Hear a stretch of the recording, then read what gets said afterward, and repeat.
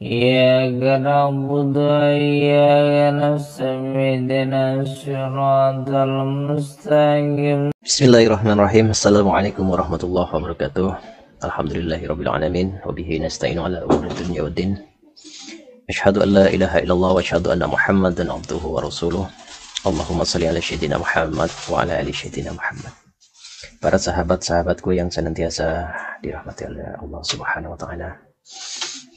Pada kesempatan kali ini saya ingin membahas tentang Samsudin, yang mana kali ini dia melakukan sebuah kesalahan dalam membaca ayat-ayat Al-Quran, yaitu ayat surat Al-Fatihah, yang mana dia membaca surat Fatihah ini dia salah membacanya. Tentu hal ini sebagai peruqyah sangat riskan ataupun sangat fatal sekali. Kenapa saya katakan sangat fatal? Karena dalam ruqyah itu harus fasih. Yang pertama dalam membaca Al-Quran, fasih dalam tajwid dan makhrajul hurufnya itu harus fasih. Karena inti dari bacaan Al-Quran itu harus benar. Itu yang pertama.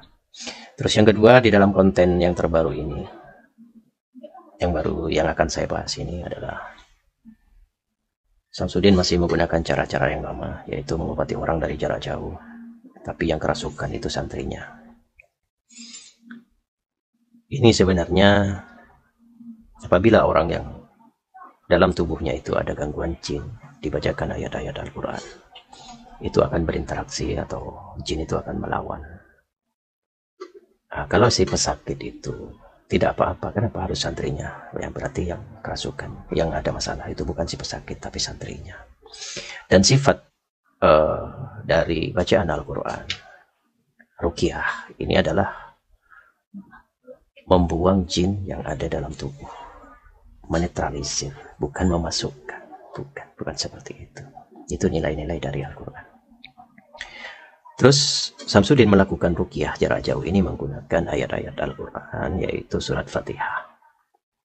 Tapi beberapa kali dia membacakan surat Al-Fatihah ini ada satu kali bacaan yang salah, dan ini keluar dari makna yang sesungguhnya. Jadi penting sekali bagi peruqyah ini, peruqyah aswaja ataupun peruqyah syariah, untuk fasih dalam melantunkan ayat-ayat suci Al-Quran, baik itu makhrajul huruf dan tajwidnya. Itu sangat penting, karena lain bacaan maka lain pula lah makna yang terkandung dalam Al-Quran itu sendiri. Di mana letak kesalahan membaca bacaan Samsudin ini? Mari kita dengarkan bersama-sama. Bismillahirrahmanirrahim. Alhamdulillahi rabbil alamin, arrahmanirrahim, maliki yaumiddin. Iyyaka na'budu wa iyyaka nasta'in ihdinas siratal mustaqim, siratal ladzina an'amta 'alaihim ghairil maghdubi 'alaihim waladdallin. Ya. Iyyaka na'budu wa iyyaka nasta'in. Itu yang betul, seharusnya itu diganti ataupun salah membacakan iyyaka na'budu sami'dinas siratal mustaqim.